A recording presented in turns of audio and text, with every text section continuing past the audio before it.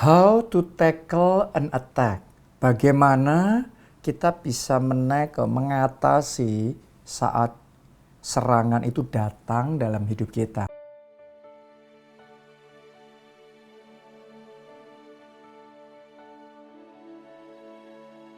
Nah, ini salah satu skill, salah satu wisdom, principles yang kita perlu pahami. Karena di dalam kehidupan kita, siapapun kita, pasti akan ada yang namanya serangan. Oke, dan serangan itu bisa datang dalam berbagai bentuk. Yang pertama ada serangan secara roh. Ada panah-panah berapi si jahat, iblis yang kemudian dilancarkan untuk menghancurkan kita. Ada serangan-serangan dalam roh, itu real, itu nyata. Ya, ada dalam dunia okultisme, ada santet, dan berbagai macam hal yang itu real, itu peperangan dalam alam spirit itu begitu nyata. Ya, jadi kita harus waspada dan mengerti bahwa ada momen-momen tertentu dalam hidup kita, itu serangan dalam roh itu meningkat. Tapi ada momen-momen tertentu yang kayaknya peace, damai gitu ya. Nah, kita harus ngerti saat serangan itu datang dalam roh, bagaimana kita mengatasi serangan itu. Ada lagi serangan yang datang, serangan secara keuangan. Yang ditarget adalah keuangan kita. Yang ditarget adalah pekerjaan kita supaya hancur. Gimana caranya? Supaya nilai dari kekayaan kita tanpa kita sadari terdepresiasi, mengalami penurunan. Gimana caranya? Supaya kita tertipu di dalam investasi kita. Akhirnya uang kita yang ditilep habis semuanya. Akhirnya masa depan keuangan kita jadi terdampak. Ya, itu semua adalah bentuk serangan-serangan secara keuangan. Ada juga serangan di dalam kesehatan. Ya, jadi dalam kehidupan ini kita harus mengerti di sekeliling kita ada begitu banyak gaya hidup, ada begitu banyak makanan, ada begitu banyak hal yang bisa membuat kesehatan kita itu hancur. Kesehatan kita tuh menurun. Ya, organ-organ kita jadi bermasalah. Nah, Anda harus menyadari yang mana yang serangan, yang mana yang oke. Gaya hidup yang mana yang Anda bisa jalankan, gaya hidup yang mana yang kalau Anda ikuti itu akan merusak kesehatan. Bukan karena Tuhan tidak memberi Anda tubuh yang baik, tapi kadang-kadang kitanya yang mencobai Tuhan dengan cara welcome, ya menyambut, itu masuk di dalam tubuh kita. Serangan-serangan untuk melemahkan imunitas kita itu masuk dalam tubuh kita. Dalam bentuk makanan kah, dalam bentuk gaya hidup yang tidak sehat, cara hidup yang salah. Ya, semuanya itu ada serangan untuk menghancurkan hidup kita.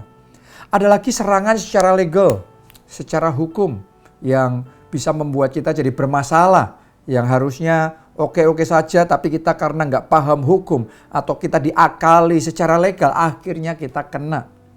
Ada lagi serangan dalam bentuk kata-kata, baik itu fitnah, baik itu perkataan yang menjelek-jelekkan, yang mendiskreditkan kita, perkataan yang membuat reputasi kita jadi tercemar, nama baik kita jadi tercemar. Orang trustnya sama kita jadi hilang. Orang yang tadinya bersama kita jadi membenci kita, meninggalkan kita. Orang yang gak punya masalah apa-apa sama kita jadi sakit hati sama kita, kecewa sama kita. Nah, itu semua adalah bentuk dari serangan kata-kata, perkataan. Ada juga serangan secara fisik.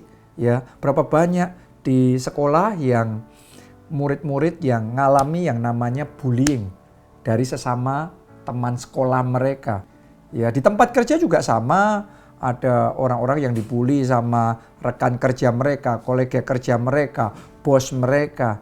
Ada juga dari mereka yang orang-orang yang mengalami bullying di rumah, bahkan kekerasan dalam rumah tangga. Saya mau ngomong sama saudara, itu semua adalah bentuk dari serangan-serangan yang di dalam hidup ini, ya namanya hidup ya, selalu akan ada hal yang seperti itu datang. Itu bisa terjadi di mana saja, entah di sekolah, entah di kantor, entah di rumah, entah mungkin di kelompok sel, mungkin bahkan di gereja ada serangan-serangan yang seperti itu. Dan saya mau ngomong begini sama saudara, kalau kita tidak tahu cara menekelnya, cara menghandlenya, cara mengatasi dan meresponi dengan benar, maka kita bisa kebobolan loh. Kita bisa roboh dan habis beneran. Kalau kita nggak tahu cara menekelnya, hati kita bisa kena. Ya, terus kemudian muncul yang namanya amarah. Terus kemudian dendam, hidup kita jadi gelap. Kalau kita tidak tahu bagaimana menekel ya serangan-serangan itu, ya akhirnya kita hidup cuma pertikaian terus. Dari pertikaian pada pertikaian. Bukan dari kemuliaan pada kemuliaan, malah dari perselisihan pada perselisihan. Akhirnya kita terjebak di apa? Membela diri sendiri, tapi dari waktu ke waktu kita nggak ngalami pertumbuhan. Nggak maju, nggak jadi pribadi yang lebih baik. Kita isinya cuma sakit hati, kecewa, dan seterusnya. Akhirnya hidup kita ambles. Itu yang diinginkan oleh iblis.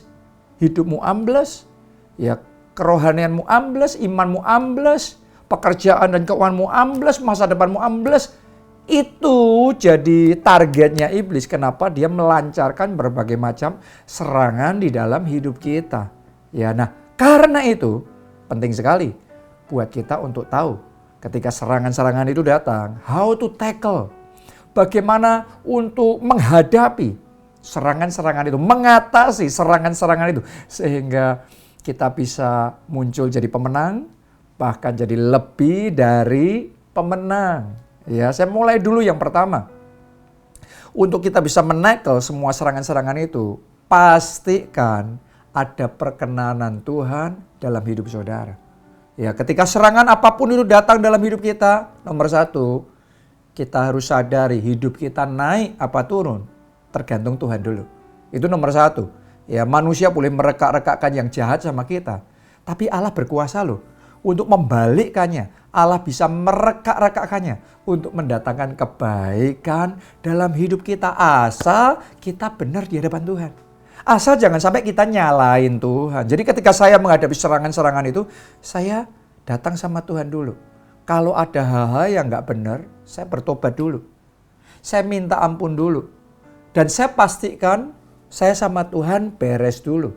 Ya, sebelum saya menghadapi fight di luar, sama siapapun yang saya hadapi, kekuatan iblis manapun, kegelapan manapun yang saya hadapi, nomor satu, saya harus beres sama surga dulu.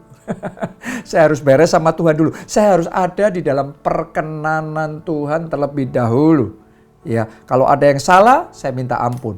Kalau nggak ada yang salah, nggak ada celah terbuka, orang mau menyerang, ayo, kita sudah ready. Kenapa? Karena selama kita ada di dalam perkenanan Tuhan, Tuhan jadi benteng hidup kita. Tuhan jadi perisai kita. Tuhan yang akan memunculkan kebenaran kita seperti rembang tengah hari. Tuhan yang akan berperang dan memberikan kemenangan kepada kita. Dia yang akan membela kita. Dan dia yang akan memberikan kita kemenangan. Oke. Jadi saudara pastikan dulu beres dan benar di hadapan Tuhan. Ya, jangan ada celah yang terbuka. Jangan nyalain Tuhan. Yang penting itu dulu. Nomor satu, jangan nyalain Tuhan. Ya, harus benar dulu sama Tuhan. Yang kedua, setelah itu, jaga hati supaya nggak terluka. Kadang-kadang kita dikhianati, kita digosipkan, kita difitnah, kita diserang, kita dijegal, reputasi kita dirusak, dan lain sebagainya. Kalau kita nggak jaga hati, kita bisa kena loh hati ini. Kita bisa jadi kecewa, pahit hati, marah. Dan akhirnya semuanya menjadi rusak. Karena firman Tuhan ngomong, jagalah hatimu dengan segala kewaspadaan. Karena dari situ terpancar kehidupan. Kalau hatimu sudah kena dulu, saya mau ngomong sama saudara, kehidupan itu jadi nggak lagi terpancar, tertutup dari hidup. Yang ada kegelapan, yang ada semuanya serba negatif dan gak baik. Dimulai dari hati. Jangan sampai perkataan orang lain itu kena di hati saudara. Boleh mereka ngomong, tapi boleh saudara menjaga hati. Oke. Jadi kalau kita jaga gawang hati kita harus kokoh nih. Harus dengan segala kewaspadaan, tangkis semua serangan itu. Jangan biarkan itu masuk di hatimu. Oke, itu penting. Anda bahkan kalau sempat kena di hati saudara, cepat-cepat saudara selesaikan. Lepaskan forgiveness, lepaskan pengampunan, lepasin pengampunan dulu di hati ini. For your own sake, for your own well-being. Ya, mengampuni itu kadang-kadang bukan hanya demi orang lain, tapi demi kebaikan diri kita sendiri. Karena kalau saudara nggak mengampuni, Anda sudah terluka, sakit hati, nggak mengampuni, Anda nggak bisa pulih. Jadi demi saudara pulih, demi ada perkenanan Tuhan dalam hidup saudara, saya mau ngomong sama saudara, lepaskan pengampunan dulu. Ya, beresin di hati, jangan izinkan ada yang namanya sakit hati, pahit hati, dan kecewa. Ya, forgiveness is the key. Pengampunan itu kuncinya. Ya, mau orang mau ngomong apapun, tapi nggak kena di hati, kita masih bisa senyum loh. Kita bisa relax, nggak tegang, nggak kemudian wah marah. Relax saja saudara, santai saja. Orang boleh menyerang kita, saudara bisa tetap senyum kok. Anda bisa santai. Kenapa? Nggak kena di hati. Ya, itu penting sekali. Itu nomor 2. Sekarang nomor 3. Ya, fokus supaya kita jadi lebih baik dan terus berkarya, berbuah lebat. Nah, ini prinsip juga dalam hidup saya. Kalau ada orang yang menyerang saya, dulu saya membela diri, jengkel marah. Sekarang enggak. Saya coba berusaha ini sekarang ini. Ya, ketika ada yang menyerang saya dengerin. Terus saya berpikir gini, how can I improve? How can I become better? Bagaimana saya jadi lebih baik? Ya, kalau khotbah saya yang diserang, oke, berarti gimana caranya bisa lebih baik? Ya, kalau pelayanan saya diserang, kalau reputasi saya diserang, kalau keluarga saya diserang, kesehatan saya diserang, keuangan saya diserang. Saya mikir, gimana saya improve melalui dari attack ini, goalnya akhirnya saya harus lebih baik. Ya, hidup saya harus semakin berkualitas, pemikiran saya harus lebih cerdas. Ya, perkataan saya harus jadi lebih berkat. Harus jadi lebih berkat lebih lagi. Ya, jadi intinya dari semua proses hidup ini memiliki prinsip. Semuanya itu kita lalui dari waktu ke waktu, kita harus jadi lebih baik. Jangan sampai serangan membuat kita hancur, tapi serangan kita pakai untuk mengubah, meningkatkan diri kita lebih baik. Dan itu hanya bisa terjadi kalau kita fokusnya berkarya. Banyak orang nggak bisa seperti itu karena fokusnya bukan berkarya. Fokusnya balas, menyerang. Fokusnya balas dendam, kecewa dan kepahitan. Tapi kalau saudara fokusnya berkarya, ya, fokusnya berprestasi, fokusnya berbuah lebat, fokusnya menyenangkan hati Tuhan, fokusnya jadi berkat buat banyak orang. Akhirnya walaupun di awal orang akan percaya dengan semua omongan yang nggak baik, dengan semua serangan-serangan itu, tapi at the end of the day, pada akhirnya orang akan melihat buah. Karena Yesus sendiri berkata dari buahnya engkau bisa melihat pohon itu baik apa nggak baik. Jadi kalau saudara fokus untuk berkarya, berprestasi, bagiku hidup adalah Kristus, mati adalah keuntungan. Selagi aku hidup, hidup memberi buah. Jadi hidupmu berbuah, ya, kehidupanmu maju, pelayananmu jadi berkat, pekerjaanmu semakin berkembang, kesehatanmu, keuanganmu semakin meningkat, engkau semakin jadi berkat, perkataanmu membangun, menguatkan. Hei, pada akhirnya itu yang akan berkenan dan menyenangkan hati Tuhan, dan akhirnya orang juga ngerti. Akhirnya Anda yang jadi pemenang, bahkan lebih dari pemenang. Oke, itu yang ketiga. Yang keempat, sekarang gak kalah pentingnya, ambil tindakan secara bijaksana ketika engkau menghadapi serangan. Ambil tindakan secara bijaksana. Saudara nggak apa-apa kok melakukan pendekatan, ngajak bicara, selesaikan dengan baik. Kalau saudara punya masalah dengan orang lain, saudara oke-oke aja kok. Anda nggak harus cuma diem. Anda bisa bicara, saudara bisa dengarkan dia ngomong apa, dan selesaikan dengan baik. Bahkan saudara boleh juga untuk bisa meluruskan hal yang salah yang bisa kita luruskan dalam kendali kita, ya, dalam otoritas, dalam kapasitas kita. Ya, jadi kalau saya punya masalah di dalam keluarga saya, ya hal-hal yang dalam kendali saya bisa selesaikan, saya akan atasi itu. Oke, ini dirubah begini, ini harus seperti ini. Ya, diberesin dulu. Ya, kalau itu masalah di dalam pelayanan, saya juga bisa atasi. Oke, yang ini ada serangan-serangan, oke, tapi kita harus pastikan di dalam kelompok sel, di dalam gereja, nggak boleh ada celah terbuka untuk perpecahan. Harus ada kesatuan, harus ada disiplin dalam kelompok sel, harus ada kesehatian, doktrinnya harus benar, harus sehat, yang diajarkan semuanya sehati, sevisi dalam gereja. No, itu harus diluruskan. Oke, jadi Anda bisa take action. Yang seperti itu meluruskan hal-hal yang salah yang ada di dalam kendali saudara. Kalau di luar kendali, ada banyak hal itu di luar kendali kita. Ya, ketika itu di luar kendali kita, senyum aja, serahin sama Tuhan, Tuhan yang take care of it. Oke, pada waktunya Tuhan, Tuhan itu berkuasa, Tuhan yang membereskan itu. Oke, terus yang ketiga, saudara bisa menyesuaikan batasan dalam hubungan. Kadang-kadang kalau konflik itu muncul dalam kelompok sel, dalam tempat kerja, di rumah, di mana kadang-kadang ada batasan-batasan dalam hubungan itu yang perlu untuk diatur ulang. Ya, karena ada kedekatan tertentu yang itu oke. Tapi ada kedekatan tertentu yang dalam hubungan itu nggak oke. Ya, contoh misalnya dalam pertemanan nih, ada temen ya, terus kemudian buat temen baik sekali, dia jadi sahabat kita. Tapi kemudian Anda partneran berbisnis, wah isinya pertengkaran, rusak semua. Bukan hanya bisnisnya, partnershipnya yang rusak, tapi juga persahabatannya rusak. Nah ini big no-no, ini namanya saudara sudah melanggar boundaries, batasan dalam hubungan. Ada hubungan tertentu tuh porsinya terbaik ya sudah teman aja. Ya, ada hubungan tertentu porsinya yang terbaik adalah di bisnis, di pekerjaan.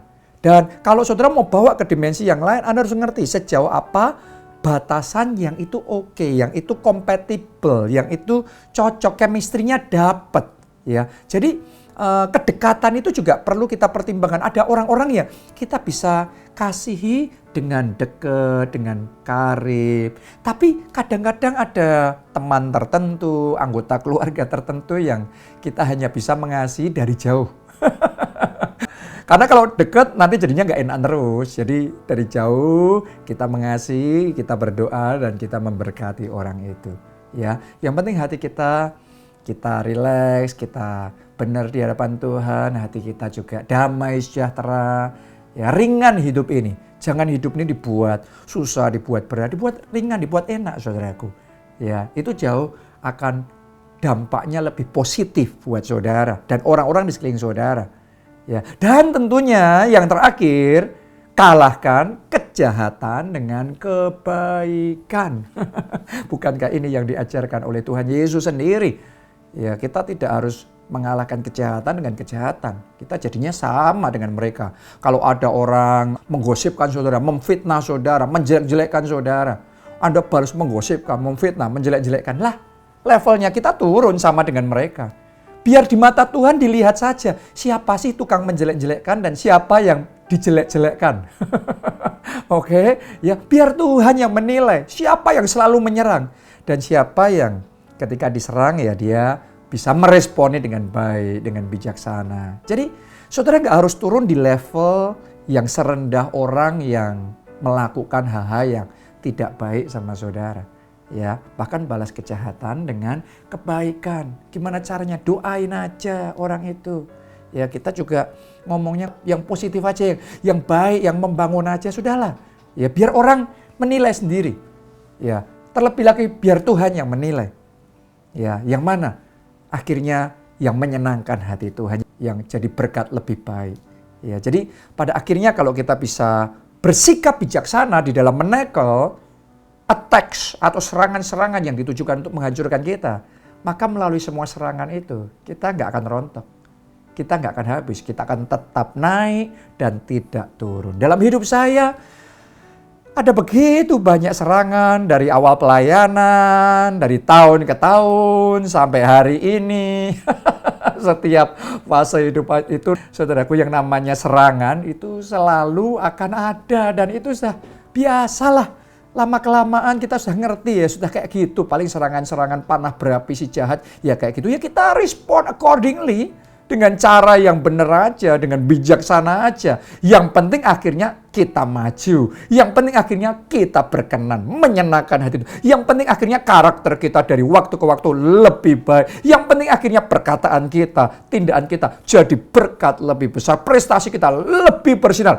Dan kita akan jadi pemenang, bahkan lebih dari pemenang.